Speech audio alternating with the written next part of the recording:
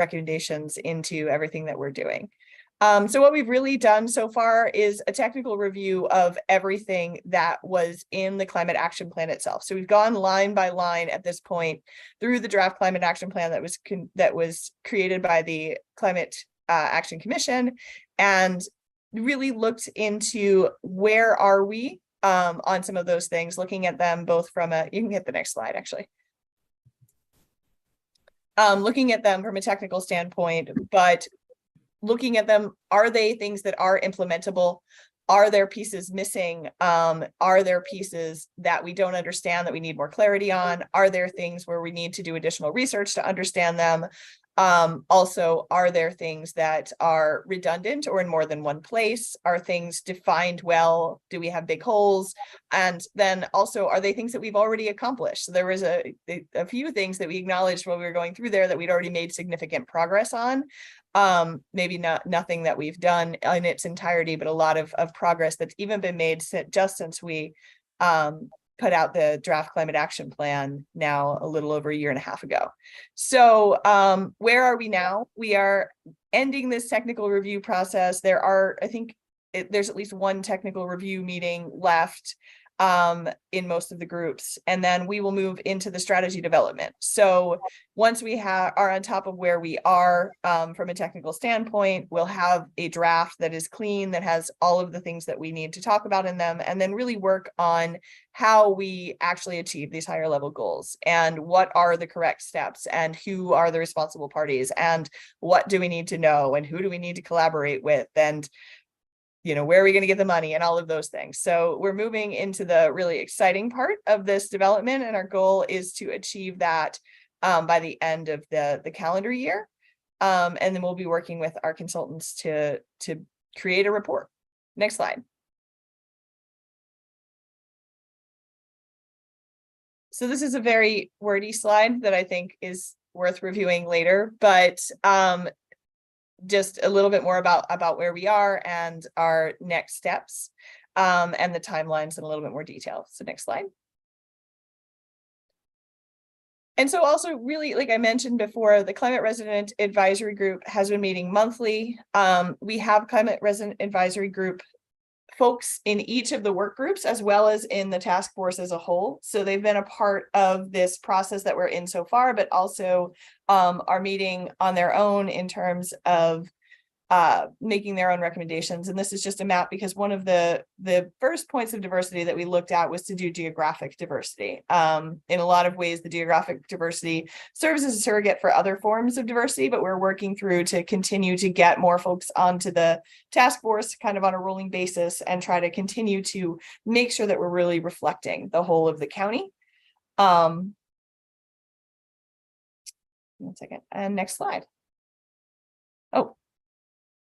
Before I move on, though, I did want to talk a little bit about what we're going to do tonight and why it's relevant. So we owe a status report to the county executive, and we have gotten some pressure to make sure that we get that done. We are almost a year behind on providing a status report. We had committed to providing both the status of where we were on the task force group itself, as well as recommendations on two specific things, and those were what things could immediately be put into the fiscal year budget. And of course, we were requested to do it for last year's fiscal year budget. So now it will be we are in the beginning of the budget process for 2025, FY 2025. And so by October 6th, a week from tomorrow, we will, as DOE, provide a preliminary report of where we are and talk a little bit about some things that could be low-hanging fruit or early wins, as well as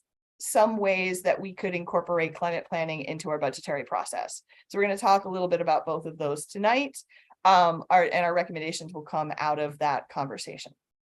But now I'm going to hand it over. Oh, I do actually, don't I need to have everyone approve the meeting minutes, Mary? Is that right? No, we weren't able to get them out in time, and so we'll send them out. I don't have to do that. Sorry. Yeah. So then we will move right on to our presentations for the night. So we have two presentations from that COG has been supporting us on. And I think the first one of those is the Grant Center's feasibility study. So I will hand it over to the presenter on that. Thank you. Hello. Can you see and hear me okay? Yes. All right, great.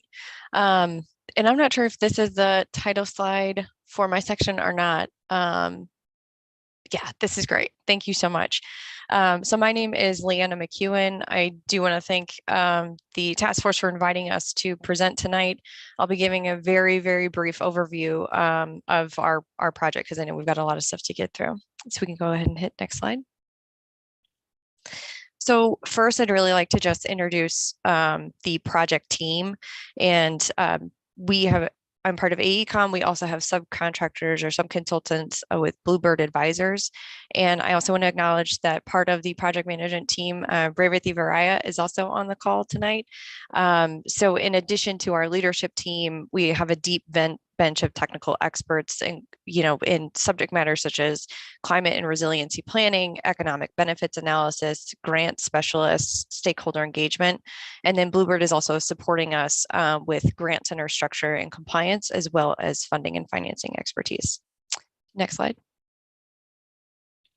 So ultimately, the goal of the Grant Center will be to distribute, advertise, track, manage, close out, and report grant funding or low-cost loans to help implement those climate action and resiliency solutions and other mission-driven initiatives as they come up. So the purpose of this project then is to assess those requirements, those conditions, those considerations for the county to manage its own grant center. So we'll accomplish this then by analyzing those potential costs, looking at required processes, and recommending a grant structure for the grant center. And here, really, what we're trying to do is develop that internally managed administrative and financial mechanism to distribute those funds, get them out into the community to really meet the goals of the climate action plan. You can hit next slide. So we've got three main tasks, and the first one is to really see what's out there. This is the case study development. Here we're conducting a targeted peer review of other grant centers, not only in the geographic area, but also across the nation, to identify those best practices for DOE and their specific needs and requirements. What we're then going to do is conduct interviews with selected case study topics. And here we'll look at, what are the cost requirements, best practices and lessons learned of grant center development and implementation, identifying, compliance requirements as well as potential non-compliant solutions. And ultimately, this will help kind of identify those recommended application processes. And this is also going to include equitable advertisement, application development, selection processes, and again, those closeout and reporting requirements. So next, thank you, we'll be looking a little bit more internally and conducting a feasibility study. So here, from, again, those best practices and lessons learned from other top grant centers in the nation and in the area, we'll be looking, at the department level and at the county level to identify those key challenges and opportunities. I'm looking at different grant center structures to determine which ones of those would align with DOE's missions, internal operations, and potentially the regulatory environment as well. So through internal interviews and discussions, we'll be looking at organizational and operational feasibility. So this is focused on structure, management, training requirements, et cetera. Technical feasibility. This is resources, infrastructure, technology, and additional expertise required to manage a grant center. And we'll also be kind of looking at projected capacity and what those needs would be moving forward. And then finally, looking at legal and regulatory environment analysis. So are there any social considerations, requirements, et cetera, processes that we need to get through for a local jurisdiction to be administering grant funds? And you can hit slide again, thank you.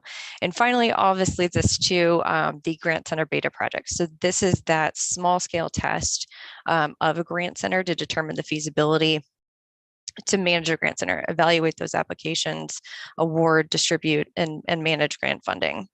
So we'll be developing a Grant Center Beta Project plan, if we need to add we'll have to come up with an acronym, I'm sure, to, determine the feasibility. And this will be looking at those goals, milestones, timelines, resources, activities, and other requirements for the beta project here. We'll be testing kind of those recommended grant center processes, those recommended structures through targeted grants and potentially low cost loans activities to see how the grant center will actually be managed. And then ultimately, AECOM and Bluebird will be advising and supporting, and we'll be taking all of the analysis, feedback, recommendations, and summarizing all that into a final report, kind of doing that look back then. So what did we learn? What did we design? How was that implemented? What's the real world implications of all of that? And then what are our recommendations for that full scale grant center moving forward? And that wraps up my time. So I thank you very much. Myself and Revathi are available to answer any questions, but that concludes our presentation.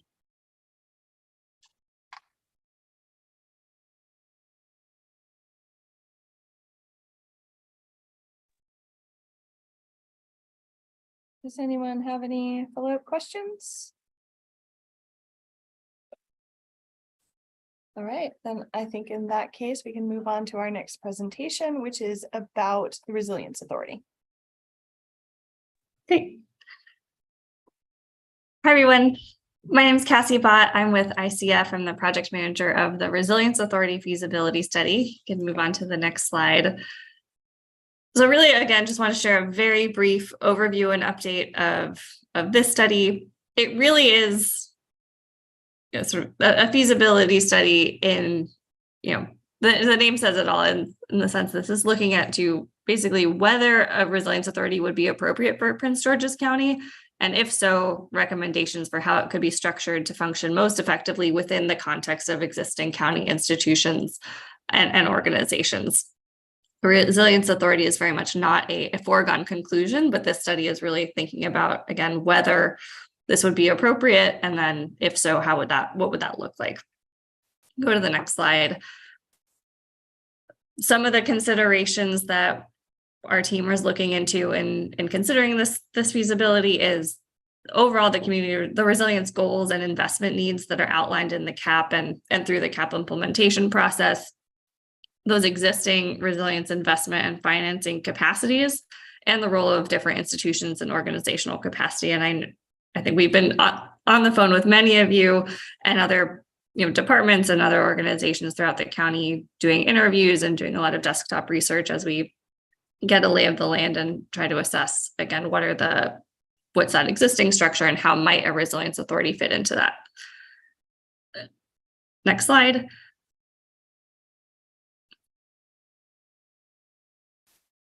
Just a quick update on our timeline. So like I said, we've been in the weeds of starting to do that initial research and gathering all of this information. And all of this is towards a goal of by the end of the year and by the December or January task force meeting, whenever that gets scheduled, having that initial, what we're calling a go, no go recommendation on the weather piece of the Resilience Authority. And then from there, sort of fleshing out additional recommendations on, again, what that structure would look like, or if it's not a Resilience Authority, what sort of alternate means are there to ensure that all of the projects within the climate action plan can be, financed effectively. Next slide.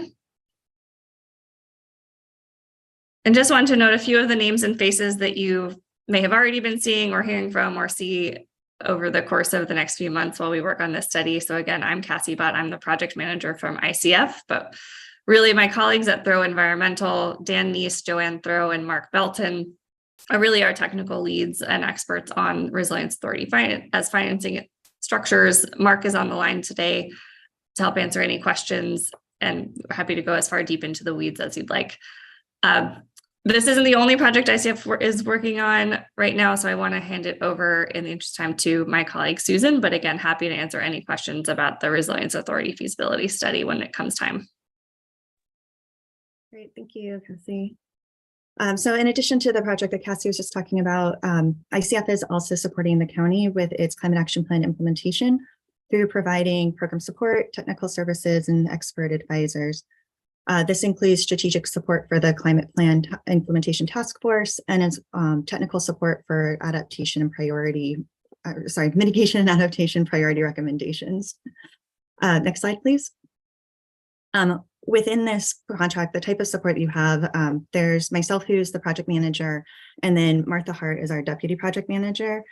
She had pre-scheduled out of the office time, so she's not available to join us tonight, but she will be part of all the ongoing projects with it. And then because of the sort of structure of this contract where it's a little bit of on-call as different tasks and project needs are identified, I want to just give you an overview of the type of expertise and subject matter experts that we are bringing into the bring to the table with this. So it includes climate planning implementation, clean energy programs, resilience and equity, communications, building energy supply, transportation, adaptation infrastructure pieces, which we'll be working with Cassie actually in bringing that part of the ICF's expertise on board. Community resilience, and then natural and agricultural resources. Additionally, we have partnered with PRR on communications and engagement, Stone Environmental and for engineering and resiliency infrastructure, and Cascadia Consulting Group for their expertise on equity and climate strategy pieces. One project, we actually just got this underway, and so next slide, please. One project that we wanted to share with you about all tonight is the compendium list review. So this is building on a list that UMEFC put together based on the Climate Action Plan. And the purpose of this project is for us to take a look at all the different types of actions, all the different types of studies, all of that have been captured in your Climate Action Plan, and then helping to put together some ballpark cost estimate ranges so that it can inform the county's capacity and resource needs for moving these projects forward. Additionally, as we're going through that list, we're going to be screening for things like terminology and different ways that project alignments across that list might be able to be brought together that could then streamline or ease the future county procurement processes. Right, next slide, please. And with that, we'll hand it over for any questions for Cassie or I, about these two different projects.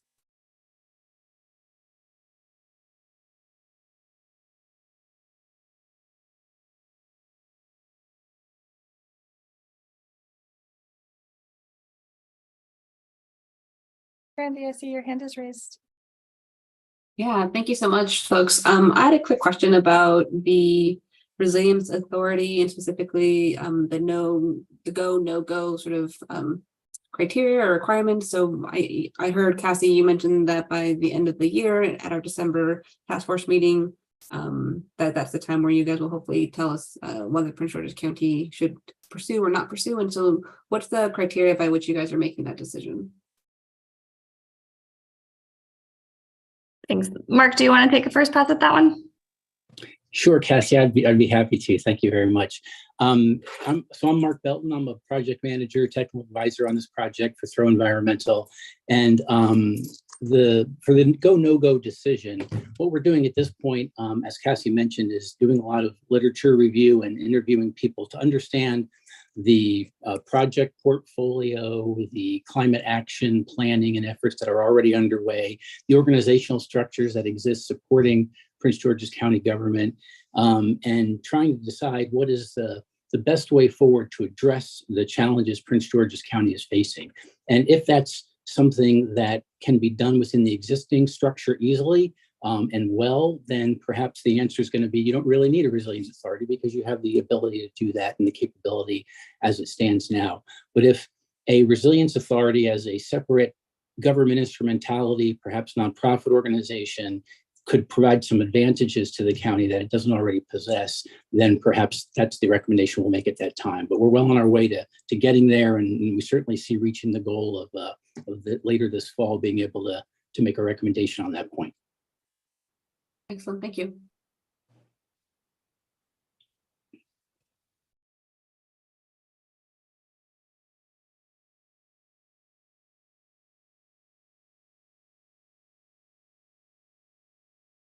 All right, seeing no other questions, thank you. We are going to move on to the next piece of our agenda, which is our first presentation is on low-hanging fruit / early wins. And Brandy Espinola, I think from UMD is going to be UMD AVSC is going to be making this presentation. Excellent. Good evening, everyone. I think most of you all know me, but if not, my name is Brandy Espinola. I'm the Climate and Sustainability Program Director at the University of Maryland Environmental Finance Center. We have been assisting in the task force and CRA work group discussion. So hopefully some of you guys are familiar with the work that we've been doing. So as the task force and CRA work groups are making their way through the 26 priority recommendations, we wanted to come back together to share some of the feedback we have been hearing in those work group sessions, but also we wanted to engage task force members on specifically how can the county prepare to make climate action a priority that's integrated across all agencies, departments, and decision-making processes. We know that the county has done this before, for example, with the Transforming Neighborhood Initiatives and with prioritizing minority businesses in the procurement process. So we want to ask ourselves, like, what can a coordinated countywide approach look like for climate action?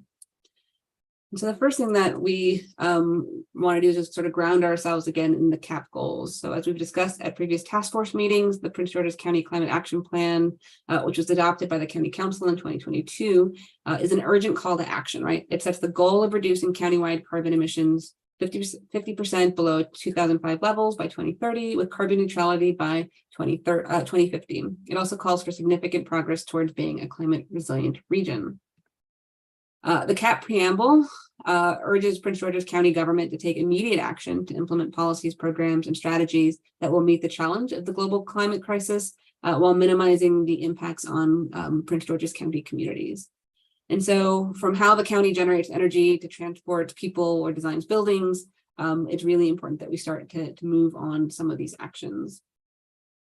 And so you'll see here in the preamble, it really talks about the county CAP climate action plan commitments, which include things like taking leadership in prioritizing community health, smart growth and clean transportation, renewable energy, establishing green businesses as a priority, residential resilience. And then again, we've talked a little bit in the past about justice and equity and the need for in-depth public engagement. So there's a lot of commitments within the climate action plan. And those of you who've been participating in the work group meetings know that we've been really honing in on the 26 priority recommendations. But there's also another number of just sort of like high level strategies throughout the plans. And so there's so much work to be done. You know, how can the county prepare to make climate action a priority that's integrated across those decisions? Well, we've talked a lot about these 26 priority recommendations, right? So there's the county operations, which are intended really to support mitigation and adaptation actions for the CAP. These are things that are going to transform government operations to better support implementation of the CAPs. Other priority recommendations, and the mitigation is really there to help reduce counties' community-wide greenhouse gas emissions, while adaptation is looking to protect the residents and the community from the effects of climate change. So we have been digging into these 26 priority recommendations, but we're in the middle of a process there, as Andrea mentioned. We haven't quite gotten all the way to the end. But as you all know, there are budget decisions to be made for FY25. So Andrea kind of telegraphed that a lot of today's conversation is going to be driven by sort of establishing some priorities so that we could start taking action while we're still working through the work group process. But are there some early wins, some low-hanging fruit that we could start moving along from these 26 priority recommendations? So rather than starting today's conversation off with a completely blank slate, we wanted to really inform this discussion with several things, including feedback we were receiving from the resident advisory group, themes that we've been hearing from the work group discussions, both with the residents as well as with the task force members, some of the discussions that we've had with the county, and there's just sort of like a number of different things that can inform how we prioritize climate action steps moving forward. So some of those things include, are these foundational actions, right? Are they foundational to future actions, right? Is it something that we must begin now in order to see progress towards the 2030 goals? Are the CAP priority recommendations largely within the government sphere of control? Cadmus did an excellent job with the original climate action plan. So we do know that all the priority recommendations are within the county's control, but to what extent can they be acted upon in short term? Is there readily available funding opportunities? There's a ton of federal funding from the Inflation Reduction Act to many other pots of funding that are coming down the pipe. And so are there opportunities that the county wants to take advantage of early and often? Is it going to have strong greenhouse gas impact, right? So is it going to move the county towards its primary goals? Is it going to have a strong impact on the residents' ability to adapt and to really make sure that they are becoming more resilient? Is there a major urgency behind a particular priority recommendation? And is there a way that we could have some cost avoidance if we start to adapt earlier? So when we think about prioritization, it's not like one big monolith. It can be very challenging. It's all about sort of trying to build consensus through ongoing discussion and thinking about these from different perspectives. So here we are again at the climate action priority recommendations. As we've mentioned, there are 26 priority recommendations. And we're going to just take a little bit of a snapshot to share with you what are some of the priority recommendations that have been called out by the resident advisory group of things that they think are incredibly valuable. And then we're going to kind of do a little bit of a crosswalk so you can see some things that might have low-hanging fruit within those priority recommendations. So in early discussions with the climate resident advisory group, we have talked about priority recommendations in a number of different ways. There has been some discussions within the groups that you see here, County Operations, Mitigation, Adaptation. Certainly there's been discussions within the work groups, which shake out just a little bit differently. But some of the things that continue to rise to the top in those discussions, and again, these are preliminary. There hasn't been like a huge consensus around these, but these are the ones that keep coming to the forefront, is building internal capacity of the county government, leading by example with transparency and ensuring equitable engagement. Those are three that have really been discussed quite heavily by the resident advisory group. And again, that's not to say that the other two within the county operations aren't necessary or aren't important, simply that these are the three that we think, might need action immediately.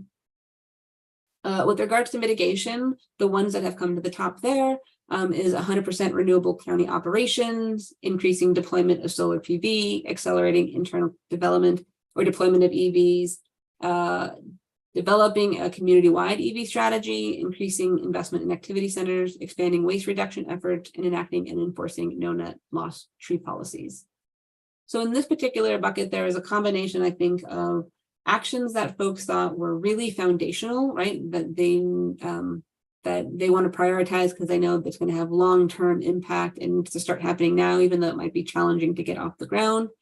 And some actions that they saw as like, we can move on these quickly, or we can move on these in short term because there are funding associated or the county's already starting to make efforts in that direction. Similarly with adaptation, the priority recommendations that have been floating to the top have been A2, implementing resilient stormwater management, A3, prioritizing open space for flood reduction, A7, reducing heat exposure of vulnerable populations, A8, establishing resilience hubs, and A9, supporting climate codes and standards. Again, that isn't to say that the other adaptation priority recommendations are not important to the climate resident advisory group. This is just, we held their feet to the fire and we said, if you had to pare this list down, where do you think the county should start? Right. And so they wanted to share that with the county to say, like, these are the priority recommendations that feel really meaningful to them. And while we want to see the county act on all the priority recommendations, here would be a good start. Well, so we took that list of priority recommendations that have been elevated by the resident advisory group. And we did a bit of a crosswalk with some of the things we've been hearing from the county that would be considered potential low-hanging fruit for FY25, which we'll talk a lot more about throughout the rest of this presentation.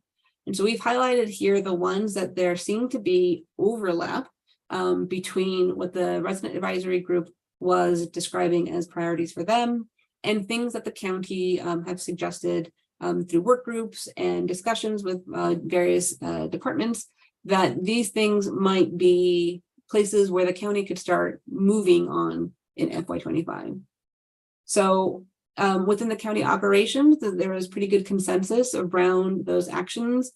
Specifically, I think that the county has recognized the need to build internal capacity as something that could start, right, initiating, not necessarily overnight that's going to totally transform, but starting to build that internal capacity. It's already happened through these work groups and certainly will continue happening and can be prioritized in FY25.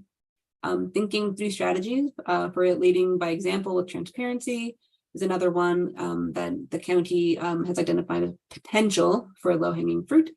And then trying to figure out how to more equitably engage residents in the community is another one. For mitigation, you'll see that there's a few that that the county identified as potential opportunities for low-hanging fruit in FY25. That includes 100% renewable for county operations, accelerating internal deployment of EVs, expanding waste reduction efforts, and potentially enacting and enforcing no net loss tree policies. I will say that one thing that wasn't called out by the resident advisory group that the county did say was potentially low-hanging fruit was supporting the county's telecommuting policies. So it's unsurprising that that might not be a huge priority for the residents, but it's something that the county can start acting on and certainly has been working on over the course of the last couple of years. And then for adaptation, of the ones that the resident advisory group identified, really reducing heat exposure for vulnerable populations and establishing resilience hubs are two priority recommendations that the county might consider for low-hanging fruit again in FY25. Now, I'm going to reiterate this one more time, and I'll probably say it a couple times as we go through, but nothing on this list has been decided, right? These are all just considerations, things that we've heard from folks. And nothing on this list means that the other recommendations are any less valuable or aren't high priorities. It simply is trying to give a starting point, a talking point to today's discussion, whereby we're saying we think that there are things that we could put into the FY25 budget within these priority recommendations that we could move on before we even finish the work group strategy developments, before we get all the way down to having full implementation frameworks completed. So again, it's a conversation starting point. So just to circle back on some of these different priority recommendations, this is not an exhaustive list, but we wanted to give a little bit of a reflection in terms of why would these priority recommendations maybe be considered low-hanging fruit, right? So low-hanging fruit is a little bit different than it's a priority. Low-hanging fruit means we can act on it quickly, and we hope that there's good overlap between priorities and low-hanging fruit. But you'll see here, for example, existing programs available to support and expand an action is certainly something that makes that a low-hanging fruit. Knowing that there's upcoming federal funding that might be available is another thing that might make something low-hanging fruit. If the county is already undertaking action to meet a state or federal mandate within this priority recommendation, that would be another indicator that it would be low-hanging fruit. And then if the county executive has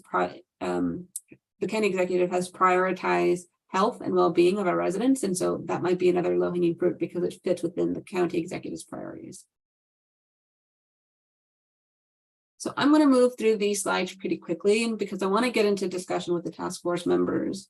But we wanted to give examples of what it means to be like low-hanging fruit or what it can look like. So for the county operations priority recommendations that were identified in the earlier slides, right, we know that building internal capacity is already starting to happen. ICF and Cassie earlier presented on the Resilience Authority. That is an action step within the CO1 building internal capacity priority recommendation. So the county's already started to move forward, right? They're looking to see whether this is an appropriate tool for the county. I believe that the feasibility study is including identification of county assets that could be leveraged to secure new financing. And so this is a low-hanging fruit because it's already in the pipeline, it's already moving forward, and certainly something that will be continuing in FY25.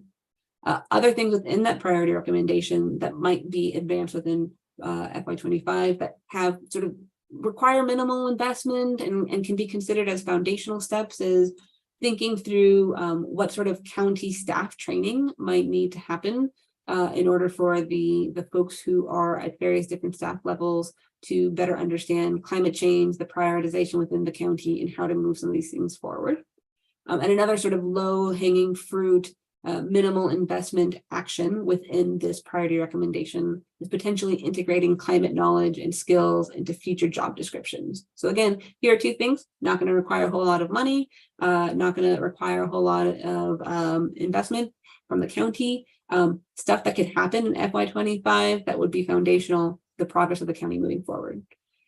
So we've done that for all the priority recommendations that were identified as low-hanging fruit. I'll try to go through them quickly, but the goal here really is, I think, to then have a conversation with you all to hear what you think about these various low-hanging fruit actions, and see if there's any consensus that can be built around things that you all might want to advance from this list of the short list. Allison?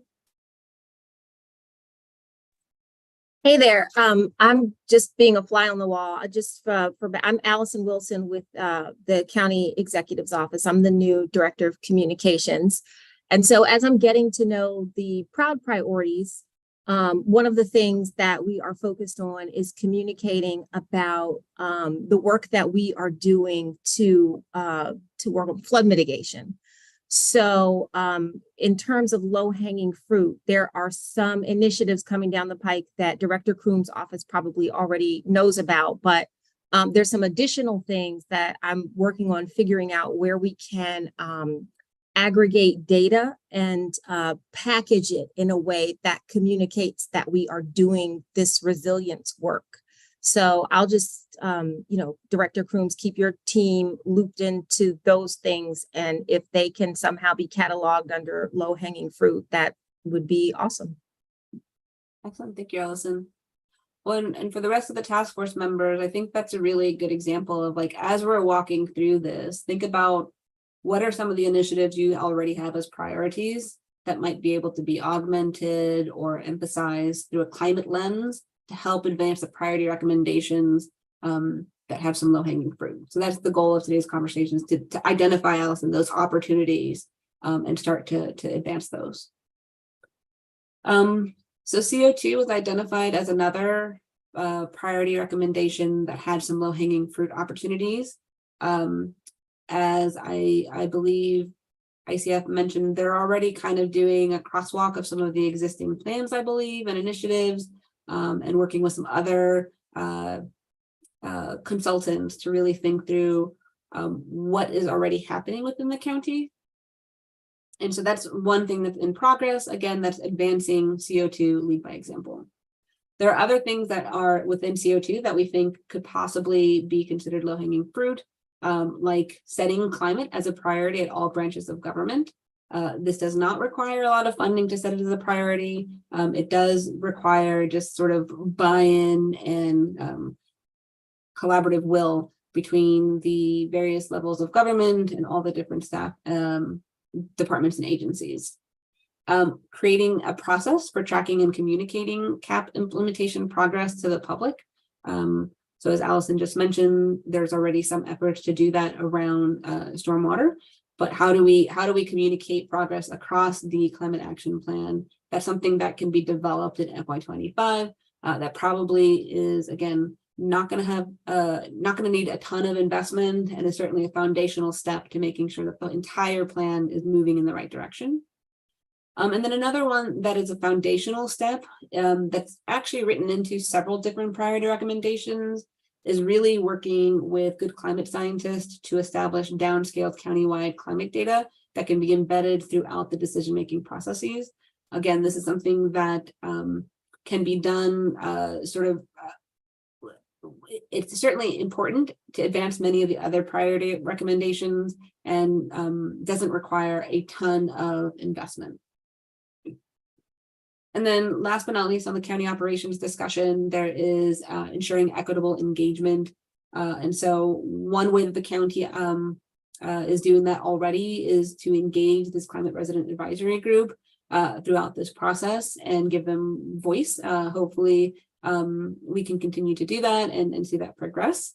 And then some other things within the ensuring equitable engagement include assessing current outreach efforts and identifying gaps, right? That's something that is going to be foundational doesn't necessarily require a ton of investment, and then developing a strategy for inclusive community engagement and developing an outreach plan is another thing that could start to happen in FY25. We could certainly start to initiate that. Okay. Any thought before I move on to the next slide with regards to these 3 priority recommendations and the low-hanging fruit identified? Any?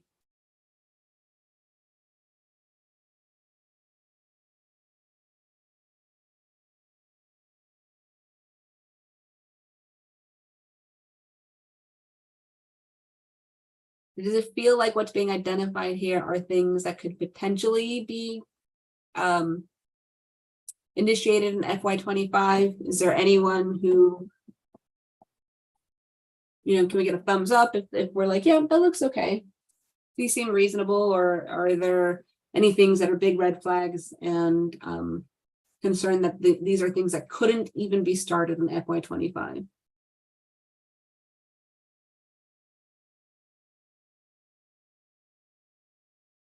Okay, well, we got a couple thumbs up. Happy to move on to the next one, but we want to hear from you all, your thoughts on these things. Again, no decisions have been made, just discussion points.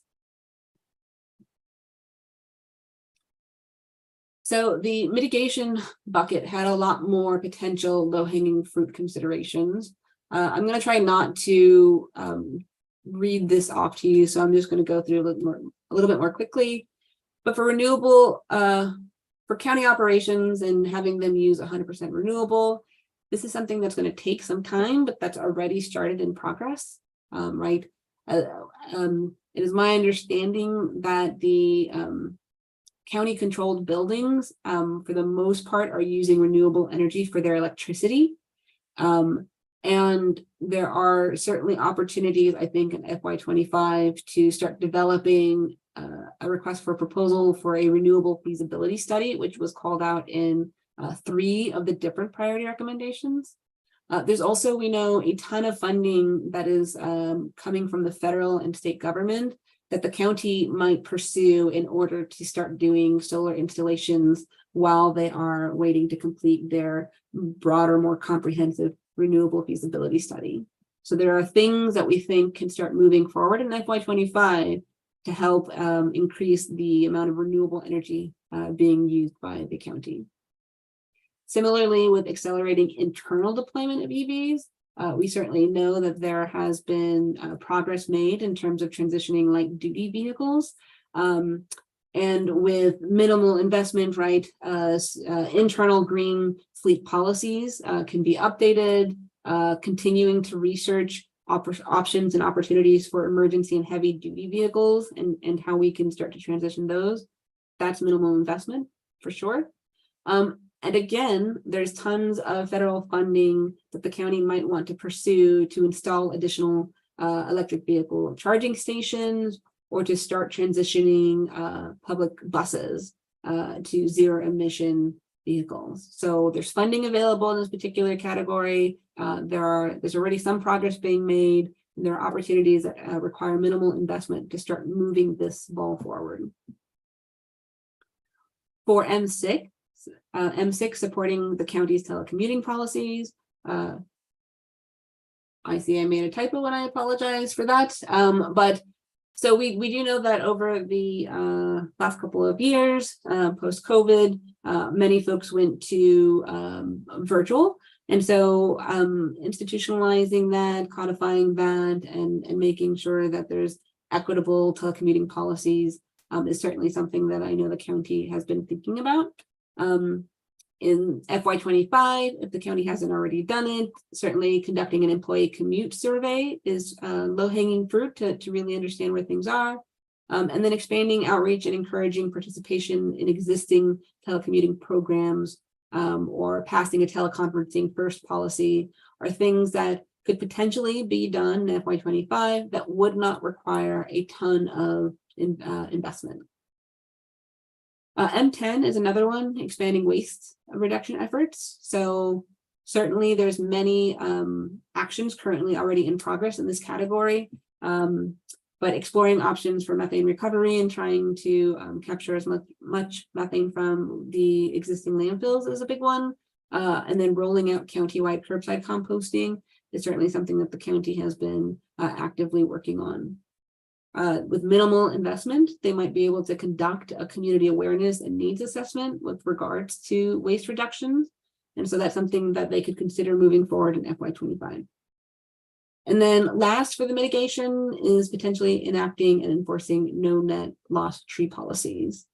So we know that already that the county really supports an urban tree grant program where they provide no cost street tree plantings to municipalities. So expanding those efforts and continuing those efforts is certainly something that is considered low-hanging fruit because it's already in the works.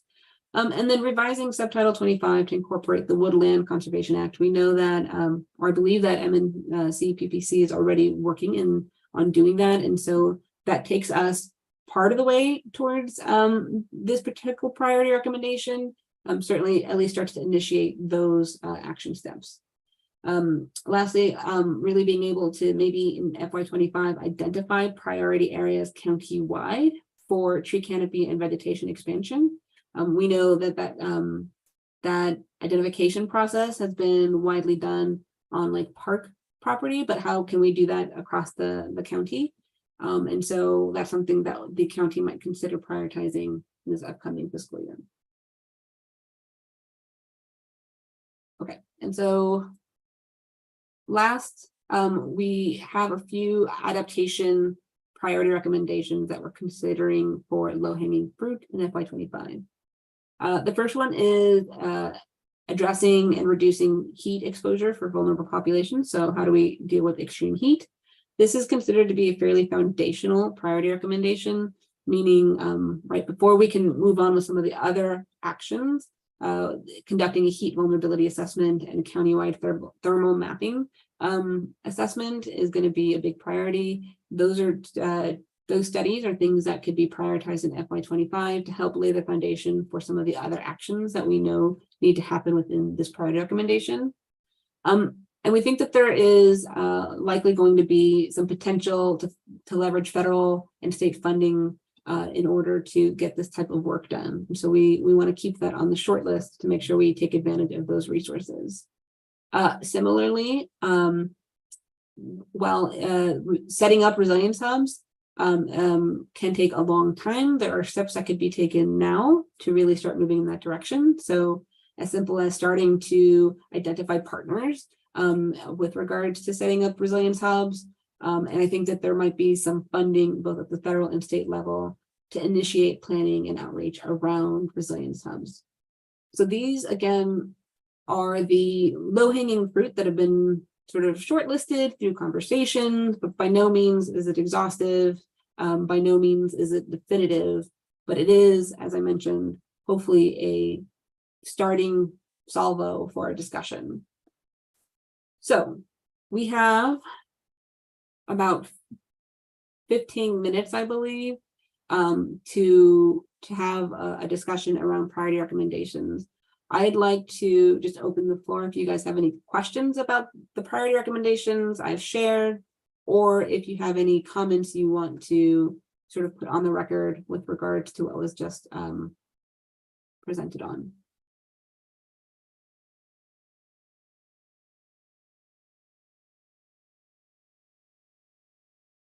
Can you go back to the slide right before this one? Yes, ma'am. Thank you.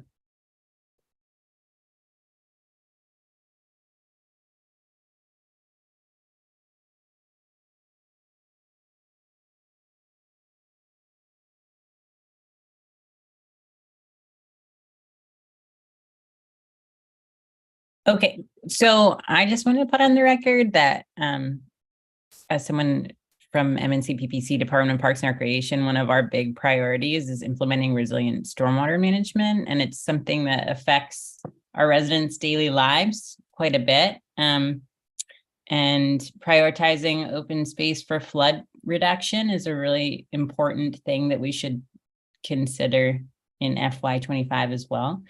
They just did that big study quantifying like what happened after Hurricane Sandy, and just having wetlands, right? Reduced that disaster risk by like 30%, saved $40 million, and stuff like that is something that we need to have more research done on and invest more heavily in, especially in this county. Lauren, can I follow up on just a question about that? Because it was also raised by the CRA as to what we would do this year broadly as a county to move towards it. Because I think that's part of what we were struggling with. Like, I think it's something that we know is core to what we need to work on, but identifying what is the work that we could do in FY25, because for us, like, our CIP is so far out that it's hard to think about that. And we have so much investment that we have to make for clean water that it becomes really hard to make investments in flooding, right? So I'm just curious as to what you think would be the sort of foundational steps to moving us in that direction that we could potentially do, in FY25. I would say maybe funding something where you look at your wetland inventory, like your existing wetland inventory, and just mapping where that is accurately would be like a really big step that would help a lot. And then, comparing that to the way that sea level rise is affecting our tidal rivers is another thing that you could work on, because when wetlands convert to open water, they don't go away, they migrate inwards. So two things that you should really be looking at, I would say, is getting a great inventory of where your existing ones are, like delineating them exactly, and then comparing that either through a GIS inventory or something to what expected sea level rise is in this county.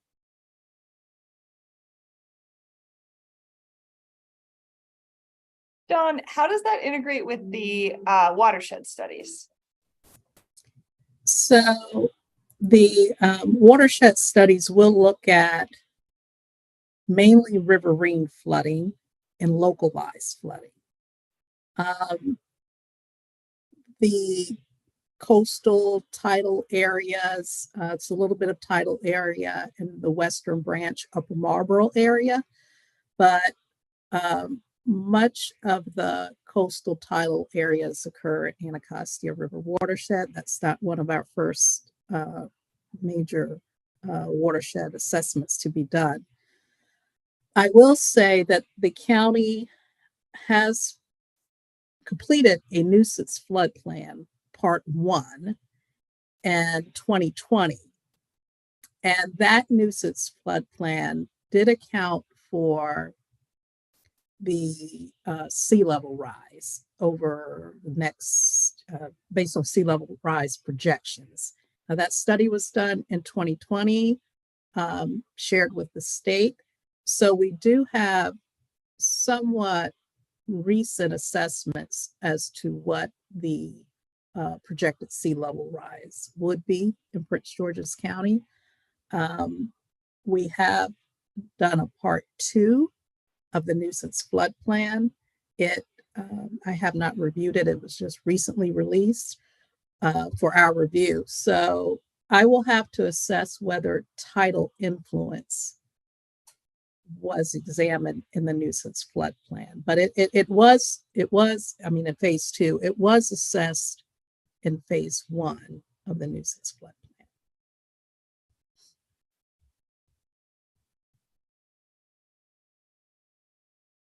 Thanks, Tom. Sorry, Brandy, I'll hand it back over to you.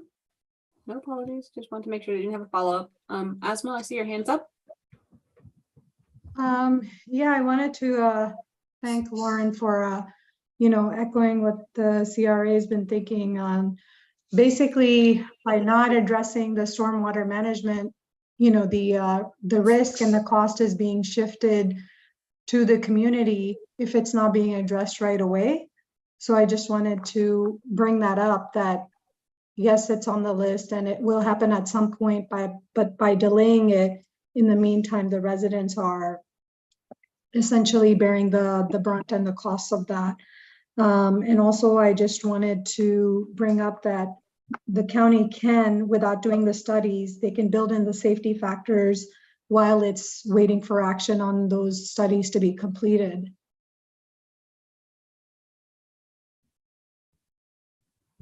Can you expand on what you mean by that? So instead of doing the mapping and the studying and how stormwater is management, and where development is occurring, we're obviously waiting for, I guess, the rainfall numbers or whatever studies that you're waiting to figure out how stormwater management should be adjusted. If we just basically work with, I don't know, maybe like University of Maryland to build in the safety factors now and get started on that in this upcoming fiscal year, that's what we're asking essentially. I don't understand what you mean by the safety factors. Are you saying to change the code so that there's a higher responsibility of new construction? Yes. I don't really understand what you mean by the safety factors. Yeah, so the way that stormwater management is being handled currently, obviously the standards are from whatever, 40, 50 years ago. Is that what Dawn said? The watershed studies, some date back to 30 or so years ago. But there have been safety factors built in over the years, right? Right. There are additional freeboards set to ensure that new construction is elevated above those flood levels as projected by those studies that were done a couple decades ago. And in the meantime, there have been new studies done as development occurs, which provides us with more updated information along certain study reaches of those riverine flood hazard areas.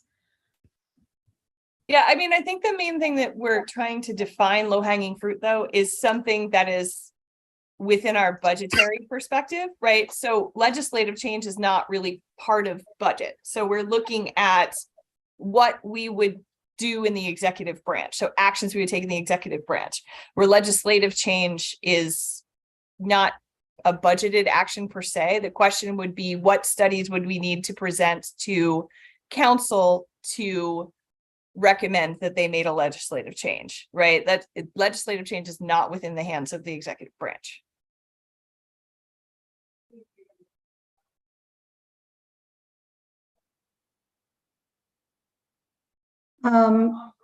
So I guess directionally where the rainfall frequency and intensity, where they're headed, we're just asking to change the standards, the code. And then, yeah, that's essentially what we're asking. And I realize what you're saying, that according to the budget, that might not be possible, but that's a need of the county residents right now. I'm not saying that it's not possible. I'm saying that it doesn't fit within this exercise because we're trying to identify within the budgets of agencies over the course of the year, what are the things that we could fund in FY25. And so I'm looking for actions that we can fund, not as much legislative change. I think that's like a separate set of inquiries as to like how to pace and look at our code as a whole and how we would need to change our code as part of climate change. I think that's what I'm trying to figure out what fits into this exercise of having agencies prioritize activities that can make an impact from a mitigation or adaptation standpoint. So that's why I think that's what I'm trying to frame it around, so that we can look at what recommendations we can make to put into the budget. One thing that you could also fund in stormwater would be to look at your BMP infrastructure, right? And get a really good BMP infrastructure update plan that's, sorted into categories of like, this needs to happen within the next couple of years. This can happen in 5 to 10 years. And then we can wait a little bit longer on this one to upgrade your existing infrastructure.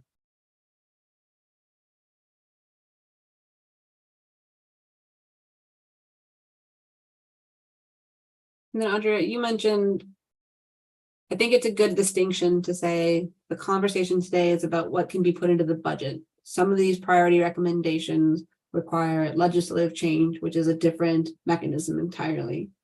are there things, and maybe this is what you're talking about, like, are there things that could be happening within some of the agencies to help inform and move the needle on the legislative changes that will need to happen for some of these priority recommendations?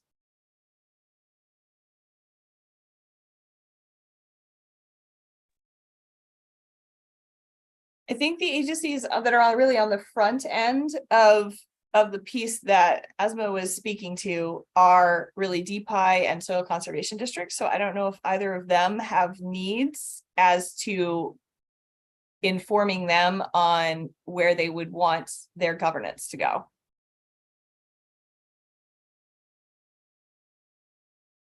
Good evening, Steve Good Darcy, here, Soil Conservation. I love this conversation. This is good stuff. To answer some of the discussion on stormwater management, you know, there have been a lot of changes at the state level over the last 10 years to improve stormwater management. And I do believe the county has adopted all stormwater management facilities have to attenuate the 100-year storm now. They didn't used to have to do that. So that's an improvement, and I think that's already in action. But what I really wanted to talk to, if Brandy, could you go back a slide to the mitigation part? Sure can. Some of the lowest hanging fruit. You go down to the, of course, waste reduction. I mean, everybody should be doing that, right? But the no net loss tree policies and vegetative expansion. I'm thinking about our farms. And Andrea knows this very well because we're partnering on a USDA grant for climate smart commodities. And some of the low hanging fruit that really is not going to cost anybody anything in the this year's budget is what we're doing at Soil Conservation, working with farmers in the county, adopting no-till practices and cover crop and soil health practices. All of that is sequestering carbon. We're also working with farmers on expanding their warm season grass buffers, which is a great carbon sequestration practice. We're also working with grazers on improving grazing land. So these things are funded through different cost share programs that we administer, both through NRCS and MDA. So, of course, continue funding efforts at soil conservation so we can keep working with farmers. So that's kind of already in our budget. It doesn't cost anybody any extra. And I think farmers are very receptive of these kind of practices, especially if we can incentivize them. And I don't think the county per se has to incentivize them. I think that the state and the feds are already doing that. And with the grant that we're working on in partnership with DOE, Soil Conservation, and Bowie State and University of Maryland, I think that's going to be an additional plus for us. One thing that always concerns me about increasing tree canopy, I love trees, but I don't like to see good farmland go out of production for trees. I think we have so many areas in the urbanized and the transition zones, I always call them, between the farms and the urban areas. There are so many areas that we could plant trees. That's where I really would like to push. That's where I'd really like to see more effort. But I know DOE is doing a really good job there too. Carol Barth sits on the forestry board with us, and the forestry board was talking about a Chesapeake Bay Trust grants. And she said DOE was already doing that. So we're going to partner, we being the forestry board, partner with DOE and see how we can accelerate that. That's low hanging fruit. It's already in the works. The other concern I really have coming from agricultural standpoint is the issue of solar facilities taking good farmland out of production. you know, good farmland is farmed in a soil health manner like we promote. It's a good carbon sequestrator. You know, it's a good practice to sequester carbon and try to help us reach our goals. But if we take those fields out of production for solar panel, for a solar facility, yes, we're getting solar benefit and we're reducing some footprint. The problem I see is a lot of these facilities they're graded, they're compacted, they lose all of that ability to sequester carbon. I would really love to see more emphasis put on solar in brown fields, in areas that even parks or, you know, areas that aren't, that are just kind of open. And I think that is also low hanging fruit.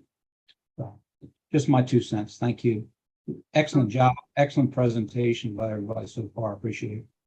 Well, thanks, Stephen. As we move in shortly to the next section of the discussion, which is really talking nuts and bolts around the budget, we are hoping that folks continue to think about, right, like what can you within your own agency and department write into the FY25 budget that aligns with this. Maybe it's asking for more capacity with something that you're already working on. Maybe it's trying to align with something you've already done. But what can actually go into the budget to help advance this? Are there any other thoughts on any of the priority recommendations or low-hanging fruit actions that folks want to flag, emphasize, elevate? Maybe something we didn't include that you want to make sure gets pushed to the top.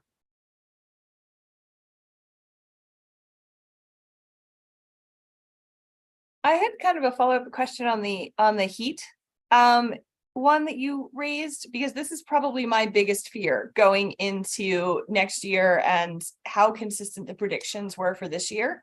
And next year's expectation that we will basically have, I mean, every year we have the hottest summer on record, but we will have such a hot summer that it will put a great deal of weight on our social services agencies as well as on our grid. So I'm curious as to, you know, whether the agencies that kind of work in that space, interacting with people and with housing and with things like that, have plans around extreme heat that we could build upon, you know, thinking about it as a climate factor, as well as, you know, a health factor and a healthy homes factor and all of those things.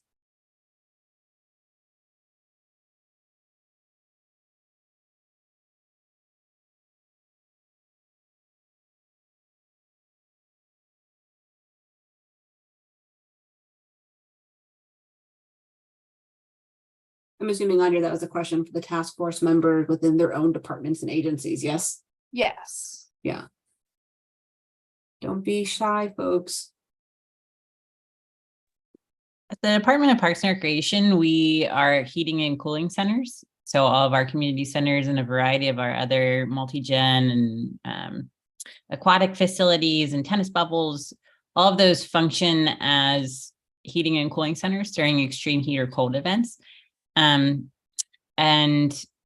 I think also one thing that would be actually really interesting that could be funded next year would be to do something where you do like a heat map versus tree canopy study to see where you can actually expand your tree canopy into the urbanized areas. That would make the most drastic change in the heat island. Thank you, Lauren.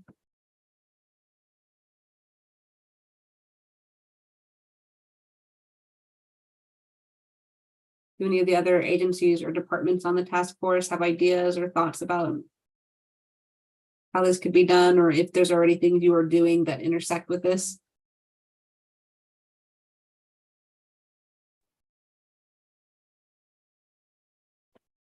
This is Ronnie Joe from Department of Homeland Security and Emergency Management. We work with Parks and Recs on staffing and identifying what cooling centers and warming centers that we use.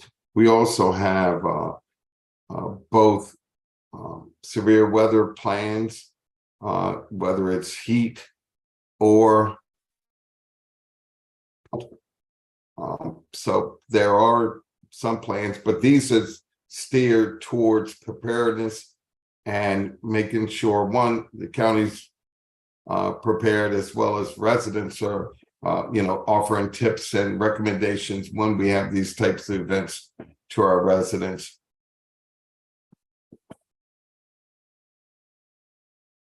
Awesome. Thank you, Ronnie.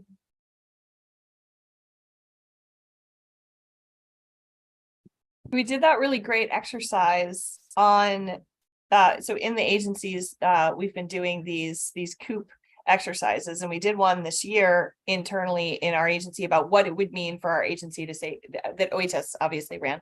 That was really great. That we sat down and talked about what a 1 day, a 1 week, a 1 month power outage would mean to the agency.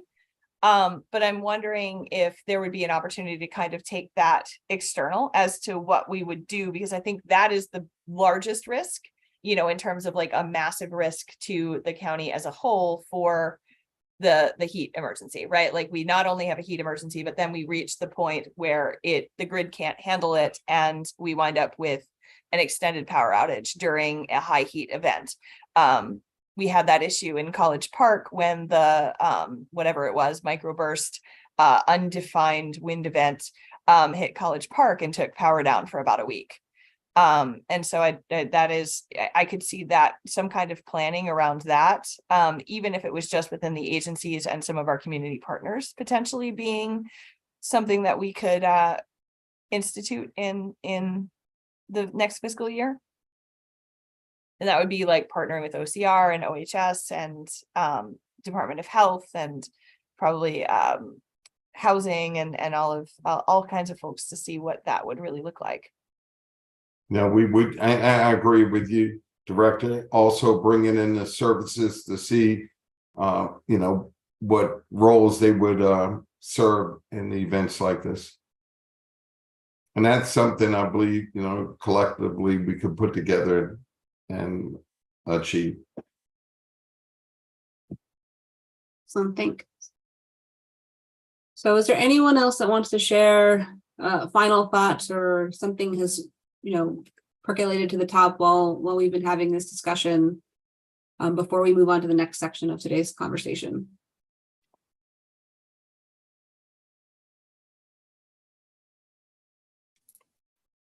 Andrea, do you want the final word? I was just going to say that I wanted to note for the record that earlier our OMB director did note the support for M4, which is the one around looking at our fleet and identifying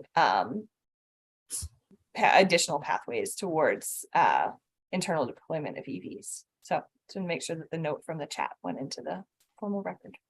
Thank you, Andrea. So we're going to move on, Dawn. I'm glad to see that you got your camera working. I'm glad to see you're here today. Yes. I figured it out. Thank you. No worries. I'm going to hand it over to you. All right. Good evening. Thank you again for hanging in here with us. My next section of the presentation is going to focus on budgeting for climate action. So this is going to be kind of a new process for the county government. So as I walk through it, if you have questions, I guess, in light of the time, maybe we want to hold questions to the end, but if something's burning, just interrupt me and let me know. So building off the discussion on potential early wins, we want to talk about how the county is moving towards embedding climate action into its budget, what you can start thinking about doing to prep for this. We want you to just keep your mind open, recognize we haven't done this before. As we go through the steps, if there's something that pops in your mind, let us know, because we're trying to figure this out as well as in this first season for building these actions into the climate budget.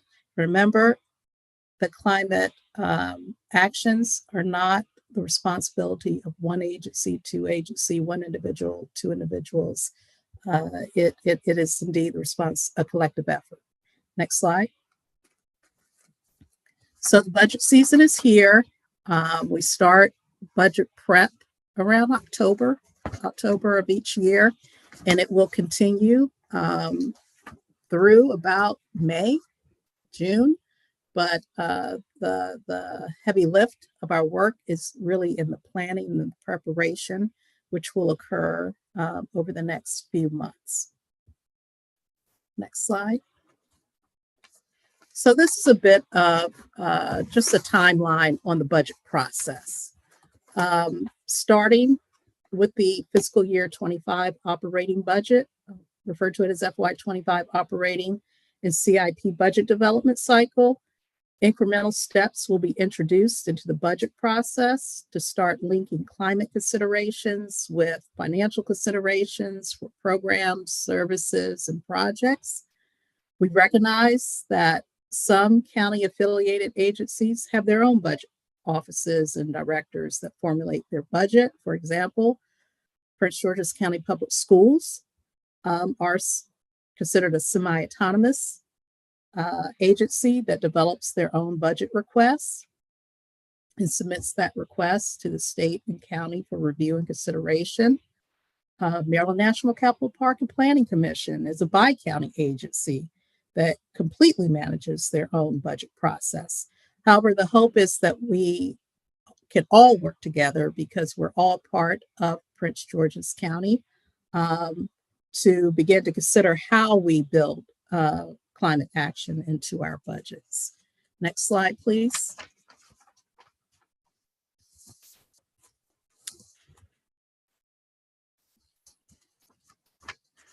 So implementation starts and ends with the budget.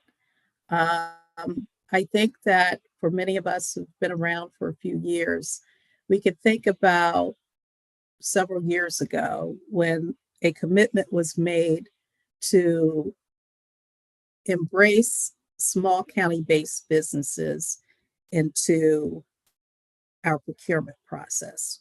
We try to think about ways to utilize county-based businesses, and we commit to utilizing county-based businesses when we procure services, when we procure goods.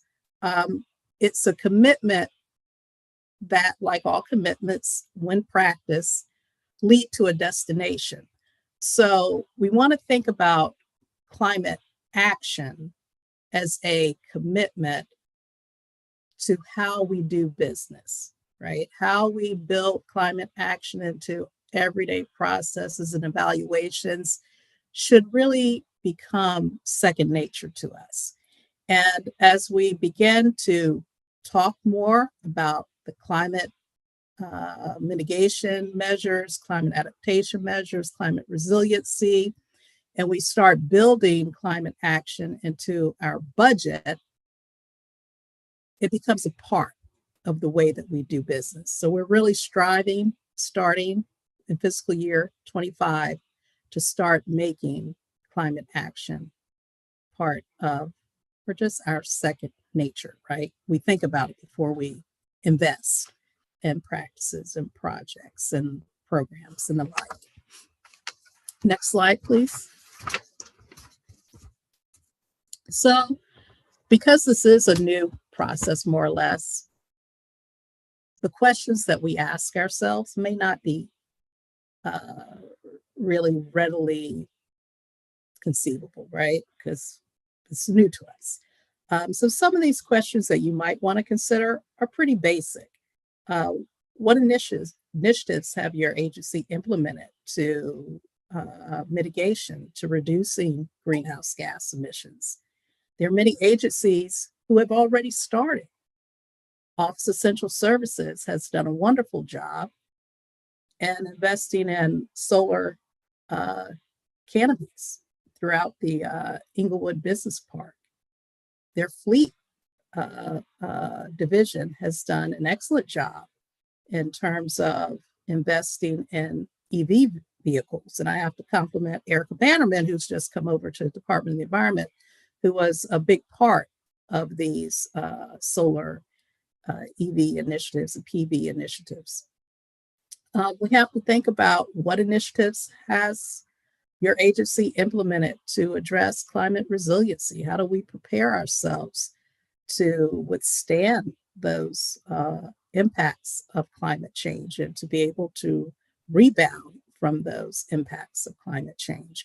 I think that our Office of Homeland Security has recently drafted a hazard mitigation plan that speaks to climate resiliency. How do we ensure that we are able to prepare our residents for climate impacts? And how do we ensure that our county agencies, the public service agencies, are able to respond to the needs of our residents when those major impacts occur?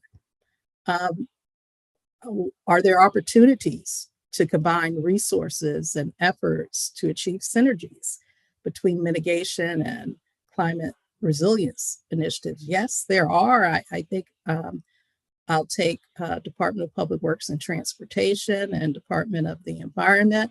We work together to address flood mitigation needs, but at the same time, we take advantage of opportunities to build green infrastructure into some of our mitigation projects through trees, through other nature-based solutions. And we may ask ourselves, what does that have to do with climate resilience, trees and green infrastructure? But we know in the case of extreme heat, these green areas really provide relief from those high temperatures that could and do severely impact some of our residents who have health issues. So I think that we, as a government, we're probably doing a lot in terms of mitigation, adaptation, and resilience, but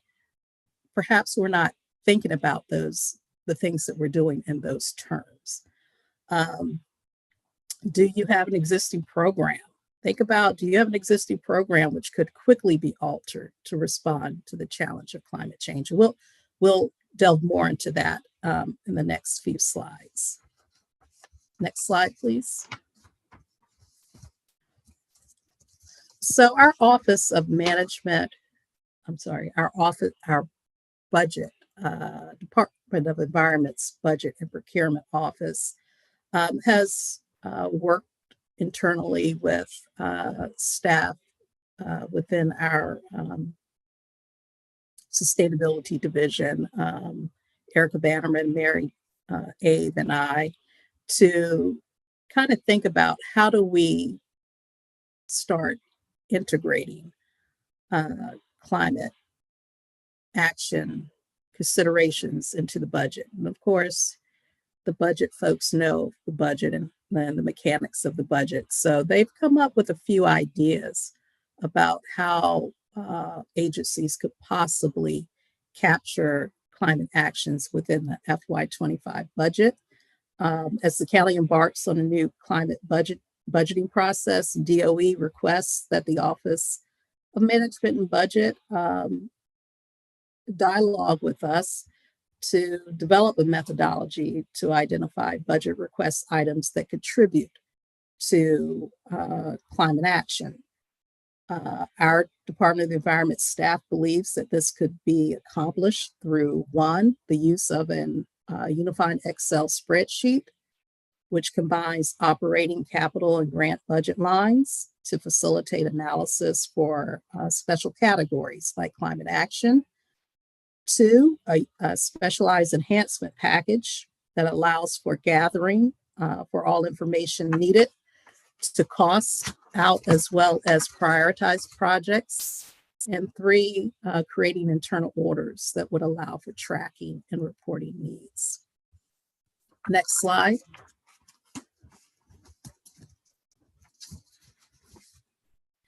So the use of enhancement packages, what does that mean? What does that entail? Consider providing a clear and consistent direction for agencies. That's the ask regarding climate actions to identify within decision packages. A standard nomenclature could be used within decision package names, such as I don't want to go through these numbers. 154 is an agency number, 1000 is a SAP fund number. Decision package narratives could include specific details from agencies about how this decision package would promote climate mitigation, resiliency, adaptation, and the like. I think the narratives are key because they tell the story as narratives should, right? And it's that point at which the agency and the budget analysts can start the dialogue about why this particular enhancement package should be considered for climate action consideration. Next slide. Other considerations would include instructing agencies to create separate line items for increased project costs due to resilience measures or risk from climate change impacts and damages. Agencies could prepare enhancement packages for both low-hanging fruit, as we just discussed, and maybe stretch projects for climate action. Considerations would also include a description of how the budget increases resilience to damage from climate change impacts in each agency's narrative. Of note, there needs to be consideration as to how the collect climate action budgetary data from the quasi and bi-county agencies perhaps use Excel templates that are similar or modified versions of the templates developed for distribution to most county agencies. Next slide, please. Other considerations would include instructing agencies to create separate line items for increased project costs. So we know that the cost to include climate impacts in traditional project designs and project construction will increase, right? Because it's an extra. So this is an opportunity to include in your budget those costs or those requests for funding to enable your agency to do that extra work to provide climate resilience or mitigation. Also, agencies may prepare enhancement packages, as I said, for low-hanging fruit, and as well as stretch projects. Next slide, please.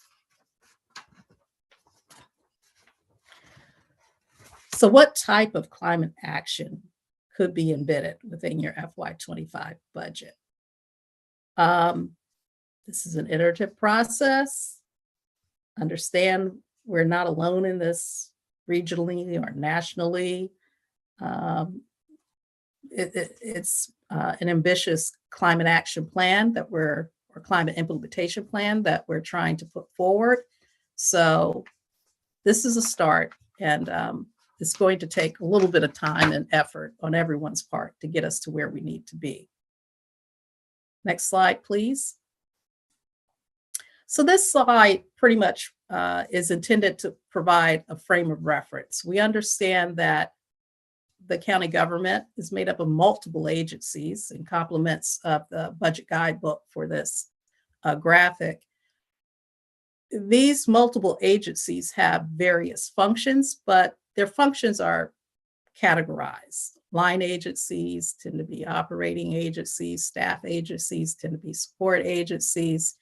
And then we have the semi-autonomous agencies like the authorities, the Prince George's County Library System, the community college, and we also have other bi-county agencies, Maryland National Capital Park and Planning, WSSC, and then additional agencies such as the Soil Conservation District, who you heard from just a few moments ago. We have the Health Department and other boards and offices. Next slide, please. So the line agencies may have physical assets and often deliver critical external or public services. Line agencies are typically what I like to call operating agencies. They are administratively guided by staff agencies. So one example for how climate actions can be included in the fiscal year 25 budget would be for perhaps Department of Public Works and Transportation and Department of Environment to develop a CIP project review protocol that looks at the rate of spending on CIP infrastructure, CIP being capital improvement program infrastructure based on climate risk, geography, environmental justice, and demographic factors. This action would initiate progress on 3 priority recommendations. Next slide, please. So staff agencies generally exist to support government operations such as procurement, legal reviews, budget management, human resources. So one example would be for taking climate action and considering that it is truly time sensitive. Office of Law, Office of Central Services, Office of Management and Budget, and Office of Finance could work collaboratively with the line agencies to prioritize the review, the tracking, expediting of projects designated as climate action. We understand that we're working with a very short time frame to achieve those goals, the mitigation goals, the adaptation goals.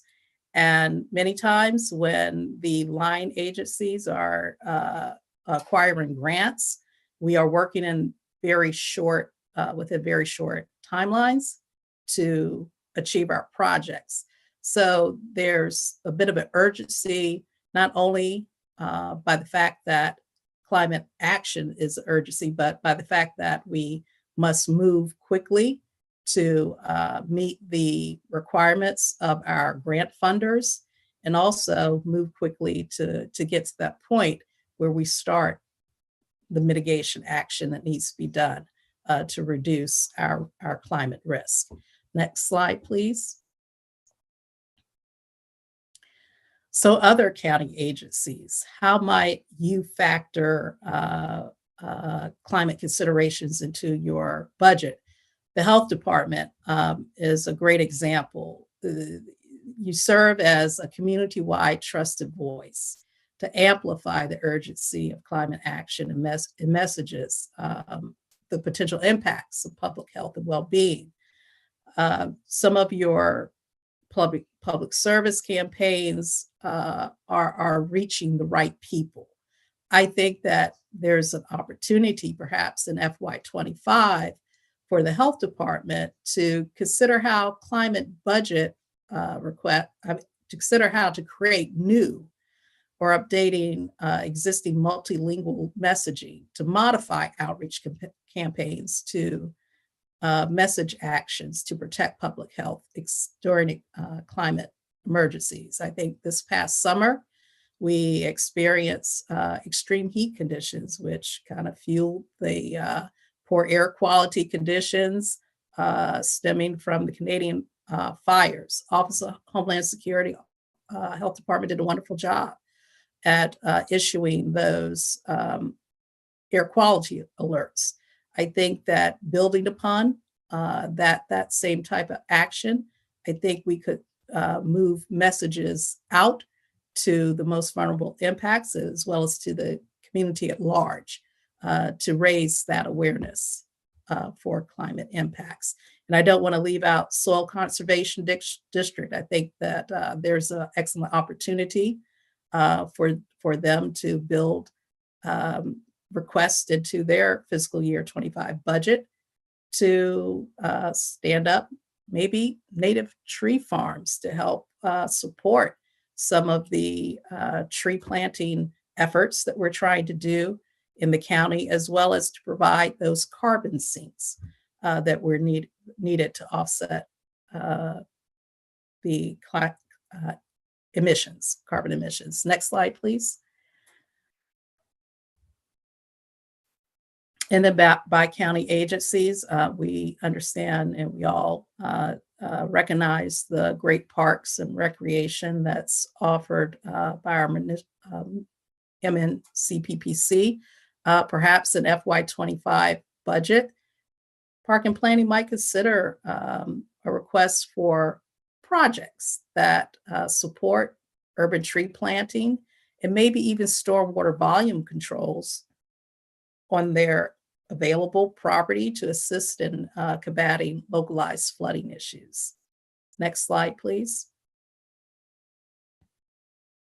And then maybe an example for the Redevelopment Authority that does an excellent job at developing and redeveloping areas in Prince George's County within the Beltway, where we have some of our older communities, but also some of our most impervious cover, which residents who live in those areas are at a little higher risk for localized drainage issues and at maybe higher risk for severe heat stress on hot days. So perhaps in your FY25 budget, maybe the Redevelopment Authority could consider requesting funds for alternative site designs for new redevelopment projects to include green infrastructure and native trees and landscape plans. Maybe an additional thought would be to include a budget request for installations, solar PV installations for new residential redevelopment projects. Next slide, please. So that's this is kind of wrapping up my presentation on how we might across agencies build climate considerations into the budget. So Brandy, I turn it over to you for discussion. Sure. Thanks, Dawn. Thank you so much for going over some different opportunities for embedding climate action into the budget process. We've kind of telegraphed throughout the discussion today that we wanted to hear from you all, what do your agencies, your departments, your institutions need to advance climate action? And then specifically, what are things you could do within your agency that can be put into the FY25 budget? So we have about a little less than, I think, 15 minutes to engage in conversation now, specifically with regards to the budget process. And I see Mr. Early came onto the camera, so I'm going to hand it over to you, Mr. Early. Thank you very much. I do want to say this, some of these are very, very interesting, good ideas. We had not seen any of this before, and I think some of this can be worked on. I do want to point out that the presentation to all the agencies for the budget is on October 11th. And on this coming Wednesday or Thursday, there's a final sign off on all of the ways that the budget is to interact. So I think and so I just want to indicate that a lot of this will have to be in the following year. I mean, some of it can be, but because we are now, all of this has been already put together over the last several months. But I do, and there are some things on the timing and the charts that we do need to talk about. But I do think there's some good ideas here, and we'd be happy to talk with with DOE because for thoughts on methodologies. But I just wanted to make sure that there wasn't a false expectation in terms of what could be put into this year. So that's it. Thank you. Thank you.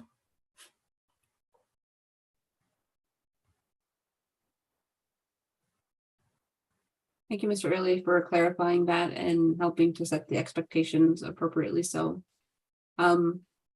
So it seems like we might have a little bit more of some lead time on establishing the process by which these questions will be directly asked within the budgeting process. But that doesn't necessarily mean that folks can't be putting actions and requests for support within their own departmental budgets, keeping climate in mind. And so, you know, we'll maybe jump to that last bullet, which is what, if anything, can your agency or department put within the FY25 budget based off of the climate action discussion we've been having today?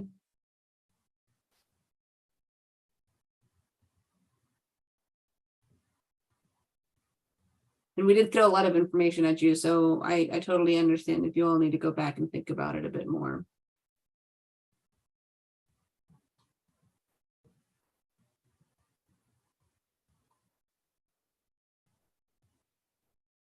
I guess one thing that I want to kind of, highlight is I don't know about the other directors and how many thousands of friggin' projects that they have to look at during budget, but budget is my opportunity to ask hard questions that I may not have as much of an opportunity to dive in on those projects in the future. It's the time when all of the projects that my agency is doing are in front of me. So it means that I can ask, is this project equitable? Is this project, prioritizing the highest needs that we've set as the goals of our agency?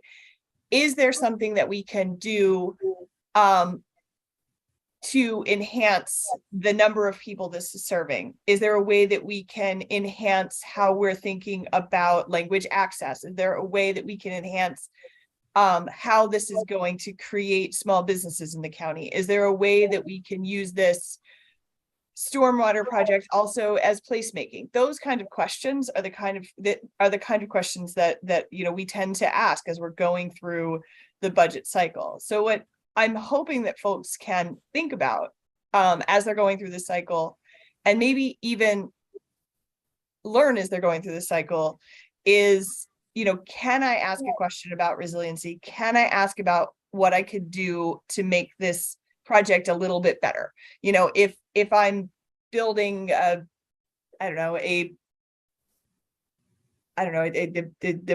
barn to put buses in, I don't know, but can I do it in a way where I'm dealing with more stormwater? Is there an opportunity to pilot permeable pavers? Is there a benefit of putting solar on the roof of that project? Is there something as simple as changing the window direction, reduce the amount of heat load? Those kind of questions are really what we're trying to get to here, and also starting to kind of listen to the impacts that your staff are seeing on a project, right? So the other thing that I've seen be done very well in DC Water, and I just recently got a briefing on it, and it really made me think, was they talk about their projects in terms of what are the potential risks to that project getting done on scope, schedule, and budget, right? The same thing that we think about, but they've sort of added into that, how does weather, as weather is in 2023 as a result of climate, impact that? And what does that cost them? And so even if you're not ready to put a dollar amount around that, listening to your staff as they're talking about what it's going to take to accomplish a project, and maybe the cost increases that you weren't anticipating, or maybe a schedule that you would have hoped would have been shorter, but your subject matter experts are saying it's not. If some of those reasoning are things that are associated with climate, so that we're starting to get a picture, even if it's not quantitative yet, at least qualitatively, about how climate is actually impacting our day-to-day work and all the things we do. Our long-term goal is to have climate be like Don opened up with, be like how we think about minority businesses and county-based small businesses. Every single time we talk about a project in DOE, we talk about who are the people who are going to perform this project. How do we ensure that this is a part of the larger county economy? How do we ensure that, this is going to be done in an equitable way? How do we ensure that it's inclusive? All of those things. And a lot of them are about making sure that the project is digestible for county-based businesses, right? I'm asking questions like, can we break this project into pieces? Because we know that there's county-based businesses that can do X and Y, but not Z of the project. And so I want us to be thinking about climate in that, to that extent. That is the long-term culture change that we're trying to make, is if I'm spending money on X, am I doing it in a way that is sensitive to both the need to adapt to the existing changes in climate, that is thinking about the risk and making sure that I'm sort of weighing against that risk and doing what I can to minimize that risk. And what can I do to make a small impact forward, or a large one, which I prefer, but even a small impact forward in terms of what is the carbon footprint of this action, right? Is there something that I can do to make it a little bit better? Thinking about, a material that I'm using, thinking out a process, etc. So that's what we're trying to accomplish.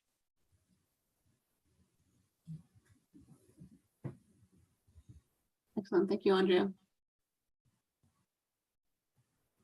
So we have about 10 minutes left.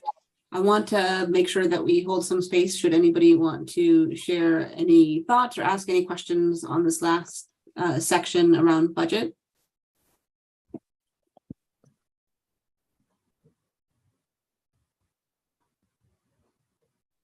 Allison? Just one other thought I had, and this may have been covered in an earlier slide. I apologize. I had to jump on a call really quickly. But if there's the ability to quantify the cost of inaction, what would it cost taxpayers over 15 to 20 years to not complete the adaptation or resilience improvement? If there's a way to quantify that, I think that's really helpful in helping the council members see that it's actually a cost savings in the long term.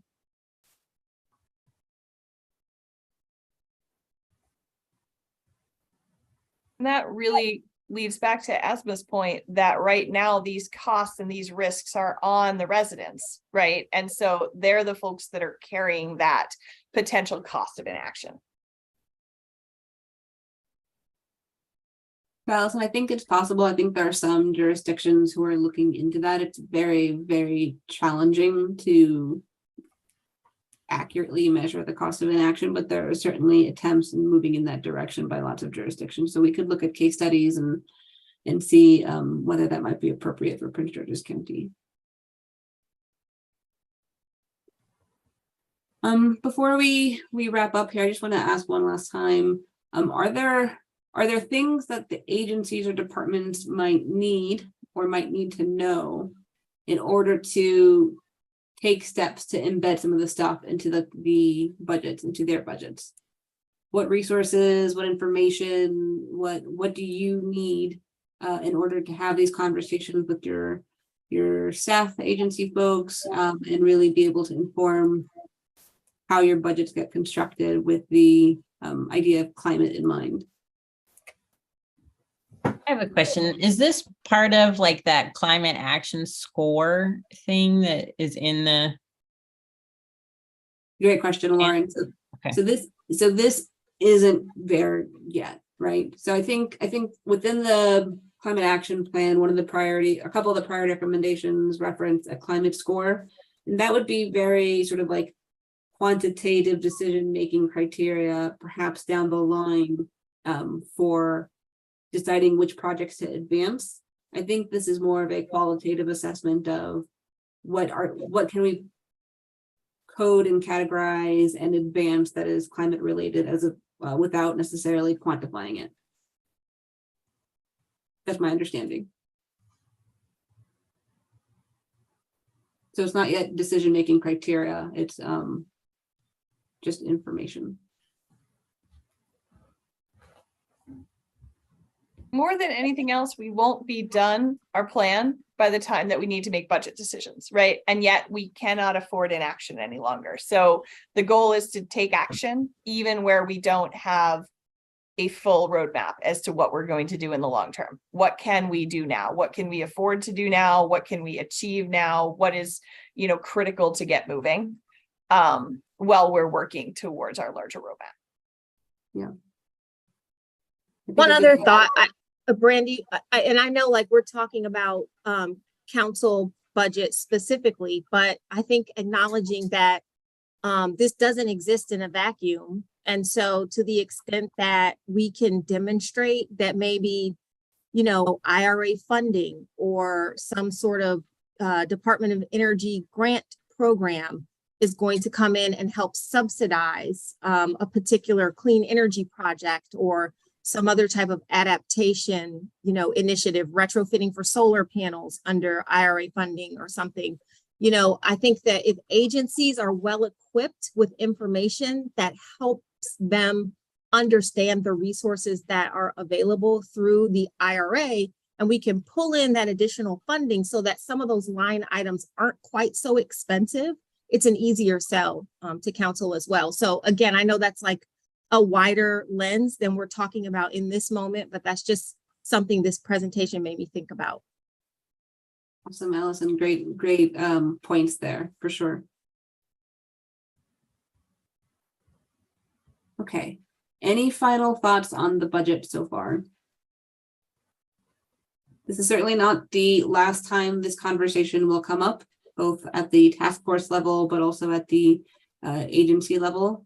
And as I think all the presenters here today have made clear, this is really an iterative process, right? This is a way for us to start initiating some of these things, perhaps with imperfect information, but we know that there's a real urgency that we need to move some of these things forward. So I'm going to thank you all so much for your time. I'm going to hand it over to Andrea, I think, to close us off with next steps.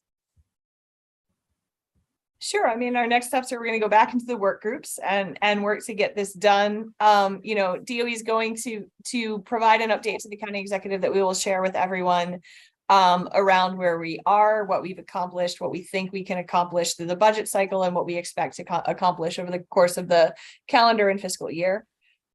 We don't currently have a next task force meeting scheduled. Our goal is in December. We always know that December is complicated, but our goal is to have a next task force meeting in December to reconvene around what we learned through the work groups. That's all we have. Thanks everyone for attending.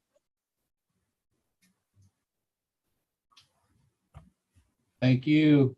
Thank you so much, everyone. Thank you. Thanks. Have a good evening. Thanks. Erica, thanks for dropping that in the chat. That's so interesting. I'm gonna follow up with you on that. Thank you. Thank you, Asma. Thanks, everybody. Have a good night. I'm gonna go to the furniture store and see if I can buy a bed so that I can. Oh my gosh. Good luck. That's horrendous. I gotta figure maybe Marlo can get me something in a day or two. I'm gonna go down there. It's only 10 minutes away. Doesn't hurt. So I'm gonna go see. Yeah. All right.